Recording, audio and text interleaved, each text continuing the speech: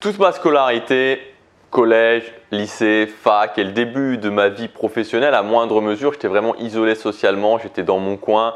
C'était difficile à vivre au quotidien, c'était très difficile à vivre au quotidien, j'étais timide, j'allais pas vers les autres. Bref, ça a été l'un des plus gros points noirs vraiment de tout le début de ma vie. Et j'ai eu envie je me pose souvent la question de me dire, ok, ça m'arrive des fois de réfléchir et de me dire, ok, si je devais me retrouver peut-être 10 ans en arrière, comment je ferais, comment j'agirais et quels conseils je pourrais donner à des gens justement qui sont timides ou aux gens qui sont dans la même situation pour réussir à aller au-delà de ça, pour pas attendre comme j'ai fait des années et des années, mais pour commencer à le faire dès maintenant. Donc c'est ce que je vais faire dans cette vidéo. Je voudrais vous donner les conseils peut-être un peu différents des conseils que je vous donne habituellement au niveau de la timidité, mais plusieurs conseils, très exactement 5 conseils d'un ancien timide, de quelqu'un qui était vraiment très très mal dans sa peau, qui avait beaucoup de mal à s'intégrer, qui était complètement en retrait.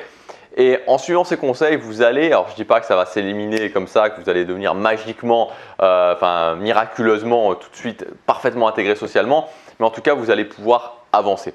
Avant de commencer, je voudrais juste vous rappeler, parce que j'en parle pas très souvent, mais que j'ai ajouté un lien dans la description qui est un lien qui mène vers mon livre. J'ai écrit un livre l'année dernière, alors ce livre, c'était un des challenges de l'année dernière. L'objectif, c'était pas spécifiquement d'en vendre un certain nombre l'année dernière, c'était simplement de le faire. C'était une super aventure de le faire. Et c'est un livre où j'ai voulu vraiment, qui s'appelle Inarrêtable. Il est sorti l'année dernière en septembre. C'est un livre où j'ai voulu faire deux choses. Premièrement, raconter mon parcours. Donc j'ai eu pas mal de retours déjà de gens maintenant et dans ces retours, souvent, il y a des gens qui me disent « Ok, ce qui a vraiment été super dans ce livre, c'est que tu partages des choses que tu ne partages pas forcément et on se retrouve un petit peu… On voit comment tu as pu penser à ces moments-là, on voit pourquoi tu as pris certaines actions. Et voilà, vous savez, sur YouTube, je vous dis par exemple, j'ai été timide pendant des années et des années. Et là, je vous parle vraiment de choses que j'ai vécues, de moments qui ont été parfois intimes, parfois difficiles. Et je trouve que c'est toujours sympa de pas seulement voir les gens quand ils ont réussi à parcourir le chemin, mais de voir qu'est-ce qu'ils ont fait pour réussir à parcourir ce chemin. Je trouve ça intéressant. Donc ça, c'est vraiment l'une des choses que j'ai voulu mettre dans ce livre. Comme je vous disais, c'est un livre qui est pas… les deux parties sont mélangées, mais cette première partie, c'est vraiment sur mon parcours. Et la deuxième partie, c'est vraiment de l'énergie. Ce que j'ai voulu vous donner dans ce livre, c'est de l'énergie d'agir, qu'à la fin de la lecture de ce livre, vous vous disiez « Ok, maintenant, j'agis ». Voilà, donc vous avez le premier lien, vous avez un lien dans la description où il y a marqué Inarrêtable, mon livre, vous pouvez y accéder sur Amazon, il est disponible au format Kindle et disponible aussi au format papier. Alors premier conseil pour justement sortir de cette timidité, sortir de ce retrait social, c'est d'arrêter de penser que les autres sont méchants. Moi, je crois que c'est l'une des choses qui a été peut-être les plus préjudiciables pour moi, c'est que pendant des années, j'ai pensé, alors parce qu'on me l'avait dit aussi, mais je veux dire, j'ai pensé que les autres étaient méchants finalement, que les autres étaient fondamentalement mauvais, que les autres m'en voulaient, qu'il fallait se méfier des autres, qu'il fallait se méfier des gens en général. Et c'est souvent quelque chose qu'on peut retrouver chez les gens qui sont en retrait social, les gens de qui on se moque, les gens qui se retrouvent parfois chahutés à l'école. Et c'est légitime, je veux dire, de penser comme ça parce qu'on se dit pourquoi les gens m'en veulent finalement. Mais c'est vraiment un très très mauvais état d'esprit parce que quand vous pensez comme ça vous donne juste envie d'une chose, c'est de ne pas aller vers les autres. Ça vous donne juste envie de rester dans votre coin et de vous protéger. Et plus vous avez envie de rester dans votre coin et plus vous avez envie de vous protéger, plus vous vous isolez. On rentre dans une sorte de cercle vicieux. Vous vous méfiez des autres, les autres le sentent, ça vous donne cet aspect un petit peu bizarre. Donc les autres ne sont pas méchants. Il y a des gens qui sont méchants, il y a des gens qui sont méchants. Il y a une majorité de gens qui sont sympas. C'est juste que des fois on ne les connaît pas. Moi je peux vous le dire, je veux dire que ça vient d'une autre expérience, mais j'ai abordé pas mal de filles dans la rue quand j'étais en mode vraiment séduction. Et j'étais souvent étonné de voir, par exemple, je voyais une fille passer et elle avait l'air vraiment pas sympa. Franchement, il y avait des fois des filles qui avaient l'air pas du tout sympa. Je les voyais juste passer comme ça et j'allais leur parler. Au moment où j'allais leur parler, elles avaient un grand sourire, elles devenaient super agréables et je me disais c'est fou comme des fois on peut se faire une idée des gens juste sur une première impression alors qu'il suffit d'aller leur parler et c'est tout à fait différent. Donc ce que je veux dire, c'est que souvent des gens, on va se faire une idée d'eux, vous pouvez avoir une idée générale de certaines personnes, mais tant que vous ne les connaissez pas vraiment, finalement, vous ne savez pas. Il y a des gens qui ont l'air extrêmement froids d'aspect extérieur et qui pourtant sont vraiment très sympas. Mais d'une façon générale, voilà, sortez de cette idée-là, essayez vraiment de vous mettre dans la tête que les gens sont cool. Les gens sont cool, il y a une majorité de gens qui sont sympas, qui sont gentils, qui sont cool. Et Et voilà. Le deuxième point très important, c'est de ne pas écouter les conseils des naturels. Qu'est-ce que j'appelle les naturels? C'est les gens qui sont naturellement à l'aise en société.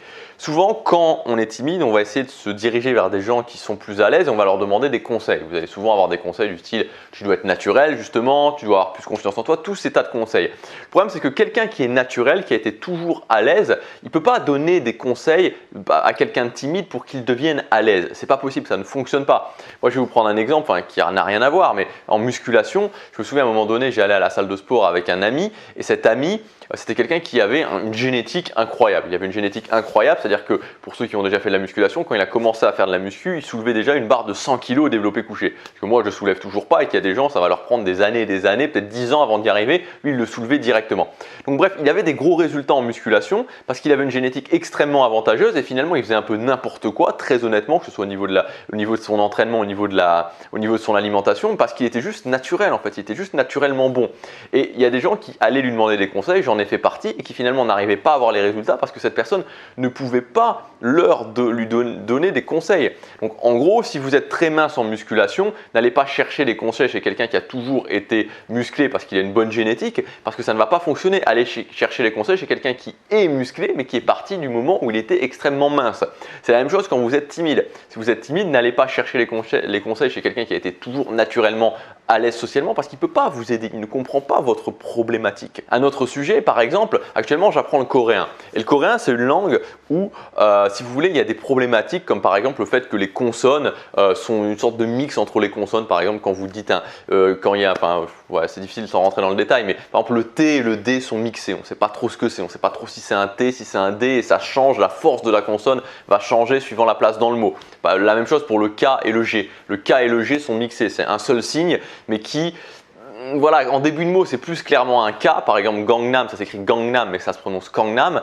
Mais quand vous changez, plus vous avancez, plus vous retrouvez la lettre loin dans le mot et plus ça a tendance à devenir un G. Bon, bref, c'est assez compliqué. Et si vous demandez les conseils à un Coréen, il ne peut pas vous aider parce qu'il ne comprend pas votre problématique. Donc, il faut demander à quelqu'un, par exemple, qui était français ou qui était anglais, bref, qui est parti d'un langage proche d'une autre et qui a eu les mêmes problématiques pour qu'il vous explique comment résoudre ce problème. Donc quand vous êtes timide, n'écoutez surtout pas les conseils des gens qui sont à l'aise en général, qui ont toujours été à l'aise, ils ne peuvent pas vous aider. Troisième point, une grande part de l'isolement social et de la timidité vient du manque d'énergie. Et ça, c'est un truc qui peut paraître un petit peu bizarre, mais c'est qu'en tant que timide, souvent on est introverti, on a du mal à dégager de l'énergie quand on est en société. On a beaucoup tendance à être dans son coin comme ça, à pas bouger, à pas parler, et donc c'est compliqué d'avoir de l'énergie. Et moi, quand j'ai commencé à travailler sur le fait d'être plus énergique, d'avoir plus d'engagement, quand je parlais de plus être dans le mouvement véritablement, ça a changé les choses et d'un coup, les gens se sont arrêtés de commencer à me demander si ça allait bien ou de me voir comme quelqu'un qui était dans son coin, juste en travaillant sur l'énergie. Ce facteur d'énergie est très très important quand vous êtes en société. Donc comment faire pour justement matérialiser cette énergie? Il faut vous lancer des mini-challenges. C'est vraiment les mini-challenges d'avoir des mini-objectifs qui vont éveiller votre intérêt quand vous êtes en train de parler à des gens. Par exemple, je vais parler à un tel nombre de personnes, je vais essayer de maintenir la conversation avec cette personne-là, etc., etc.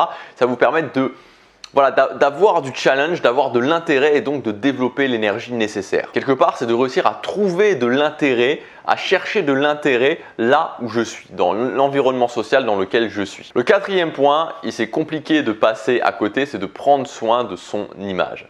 Il y a un grand débat souvent là-dessus sur est-ce que j'ai besoin pour être à l'aise socialement de prendre soin de mon image. Vous n'avez pas besoin en soi, vous pouvez être à l'aise socialement sans prendre soin de votre image, mais ça va vous faciliter la tâche. Il faut bien comprendre que d'autant plus aujourd'hui, l'image que vous avez, c'est vraiment la première impression que les gens vont avoir. Donc si vous voulez vraiment faire une bonne première impression et vous faciliter la tâche, surtout c'est ça, si vous voulez vous faciliter la tâche, c'est prendre soin de son image. Moi, ça m'a énormément facilité la tâche. J'étais très mince, j'avais plein de boutons sur la tête, je ne me coiffais pas, enfin je sais pas que je me coiffais pas, c'est juste que je me rasais les cheveux donc j'avais pas de coiffure. Je mettais toujours des joggings qui étaient des pantalons, des pantalons de jogging, des survêtements qui étaient très très larges, je veux dire qui étaient très très larges, donc en plus du fait que j'étais très mince, je ne vous raconte pas ce que ça donnait. Donc quand j'ai commencé à prendre soin de moi, directement j'ai vu des résultats, donc commencez à prendre soin de vous. Et enfin, le dernier point, c'est que ça vient de moi, ça vient de mes actions et ça ne vient pas des autres. Donc prendre la responsabilité. Si aujourd'hui je suis en retrait social, c'est non pas que je suis timide, c'est-à-dire dans le sens où mon identité est quelqu'un de timide, mais c'est les actions que je prends. Donc ça veut dire que vous devez avoir la volonté de changer à un moment donné. Vous devez avoir le fait de dire ok, ça doit passer par moi, je dois faire des choses différentes, je dois agir différemment, je dois aller vers les autres, je dois prendre soin de mon image, je dois être plus énergique, je dois mettre les activités sociales comme habitude, je dois sortir, je dois arrêter d'être dans mon petit confort. Ça passe par vos actions à vous. Donc c'est une décision active que vous devez prendre à un moment donné de dire je vais faire ce qu'il faut pour changer. Peut-être que moi, si j'avais pris cette décision quand j'avais 12 ou 13 ans, je ne dis pas que ça aurait changé immédiatement, mais peut-être que à 15 ans ou à 16 ans, je me serais retrouvé beaucoup plus à l'aise socialement. Je n'aurais pas dû attendre d'avoir 23, 24 ans pour être plus à l'aise socialement. Voilà, j'espère que ces conseils vous auront aidé. Comme je vous disais, je vous rappelle que vous avez mon livre qui est disponible, Inarrêtable. Si vous voulez en savoir plus sur mon parcours, si vous voulez aussi avoir vraiment de l'énergie d'agir, c'est dans la description.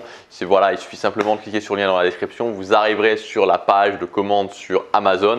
Et là, vous pouvez choisir entre version Kindle et vous l'avez dans 2 minutes potentiellement. Vous pouvez avoir mon livre et commencer à le lire, ou alors vous pouvez l'avoir en version papier. Et là, ça va assez vite. Si vous avez Amazon Prime et vous le commandez avant 14 h, je crois que vous l'avez le lendemain, donc c'est aussi sympa. Voilà, passez à l'action, chaque jour compte.